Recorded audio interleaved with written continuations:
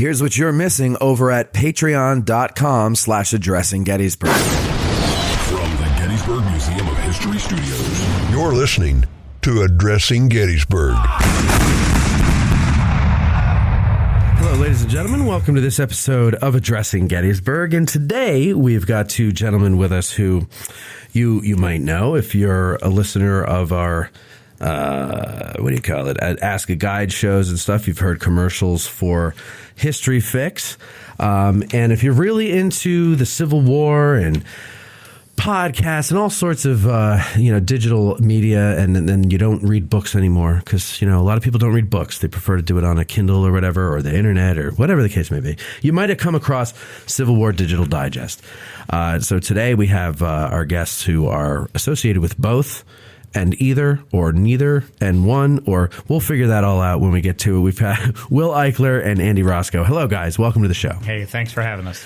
You're very welcome. It's good to have you on. So you guys, we were talking before the show. Will, you work full-time in motion pictures, and I'm very impressed that you're not only the director of photography for Chicago Fire, but you recently directed your first episode. Yeah, it's a good first step. It was a lot of fun. Yeah.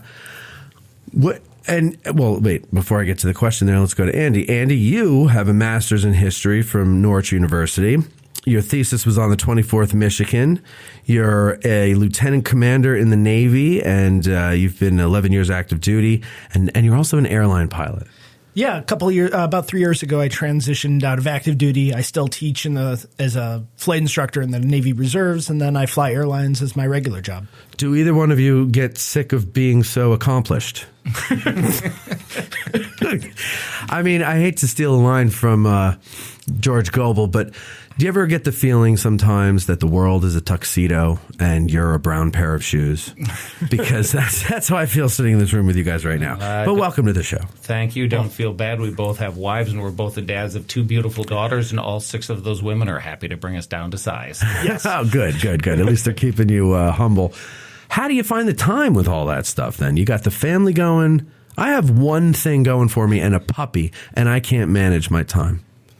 It's always a struggle. I mean, there's, trying to find the time to have the job, make sure to be good father, good husband, and still do this on the side is always a little bit of a balancing act. And do you ever just go, I have to quit one of these things? Family, sorry, you got to go. You want one of us sleeping in our own cars tonight? Did you bring the family down? Not this time. Oh, okay. So, yeah, you're not going to be in your own car tonight. The night of the show that they hear. Yeah, of course. But no, beforehand we were talking about that last year was the first time Civil War Digital Digest went with a month without making an episode. And part of that is for both of us, Will's day job is working in Chicago. I'm off down the road for the airlines, and my job for the Navy Reserve is in Pensacola, where Navy flight students get trained. It's hard for us sometimes to get together, and sometimes, frankly, we try to be good as a company that family stuff is important. Sure. Birthdays, anniversaries, just being there for that stuff. And that was kind of a consequence of we said we couldn't get an episode produced in time. Let's not try to do something, that's not worth putting out there. Let's take a break. It was a good step for us as a company to be good to our families. I know that I said we'll do this the other way around, but I'm going to change that right now. Let's talk about Civil War Digital Digest first. What is it? How did it get started? Tell us about it. Civil War Digital Digest was actually the brainstorm over a couple of really good whiskeys in a hotel parking lot in Hagerstown, Maryland. The idea came from our good friend Jeremy Bavard. Every great story begins with that, by the way. There's nothing wrong with that. Whiskeys in Hagerstown, Maryland. He and I were out doing some photography for a website that we no longer have. The company we have is called Look Around You Ventures that Andy's now a partner in. Okay. And Jeremy had been watching stuff from John Townsend, who we'll give a shout-out to any day of the week. Is a huge name in history and a huge good person within taking history and bringing it to the masses through video. And Jeremy said, hey, with what you do, we can do for Civil War reenactors what John's doing in the Revolutionary War space. I will admit to not knowing how I got out of the parking lot up to the hotel room to grab a notepad and back down in one piece without breaking something. We were that into our cups. but I still have that notepad with 2 or 3 pages of first notes, and we talked through the trip home the next day. That's May 9 years ago. In July, we shot our first round of episodes and started airing in November. Our first, we call them volumes, not seasons, not to be fancy or hoity-toity, but to keep history at the forefront. When you look at a Civil War newspaper, it's not a season. The year is a volume. And that's why when you see the digest, if it says... Shit, I might have to steal that. You're welcome. I should have thought of that. How do we keep history at the forefront? And that's a big thing for us. And we've been doing it ever since. We've branched out, and Andy's been instrumental to this, but Jeremy and I were heading this way before he and his wife purchased a 12-acre history farm and have been raising heritage breeds. So he had to leave full-time in the company. He's still with us contract, and he reviews everything. His thumbprint is still very much on the media that you see. But with Andy's master's in history and Andy's bend toward academic history, we've been able to go places and stretch different stories as we look to not be a reenacting channel, but to be a history space. Yeah, good. So Andy, what do you do then? And are you the presenter? Because I bumped into you guys on the battlefield by the 24th Michigan. Yes, we were doing an episode on Michigan Day here at Gettysburg, which our listeners can look forward to in the next couple months to see an episode on that. Okay, and you were presenting. Correct. Will was behind the camera. Which I would say at this point it's maybe about 50-50. So you switch back and forth. Yeah. Do you both write, or who writes the episodes? Right. Yeah, I know what you mean. I mean, it kind of depends. There are some things like the episode that's coming out this week on Java chickens. That the livestock, that kind of stuff is definitely Will's bailiwick. Like that's where he's really good at stuff, and I'm not good at that very much. But something like when we do a biography, we have our Arms and Uniforms series, things that require a lot of more formal research thing. A lot of that falls into my plate now to do. And if we're going to do interpretive stuff, if we're talking military drill, if we're taking an original recipe and showing how it could come back or how it could be used in a living history space, that's heavily going to be me. Both of us have the expertise there, but just as we look to grow the company and turn both of our careers, that's where I'm at right now. So are you looking to eventually make this your career, or is this, like a hobby job that you just enjoy doing? It'd be great to have the larger company grow. I can't see Civil War Digital Digest as a single property be the be-all, end-all. Why is that? It's just the amount of space you need within motion picture. You need to be able to do more than just one series. Yeah, I know. It's not easy, is it? No, it's not. No, it's frustrating. One thing that frustrates me is, like, I have a YouTube channel.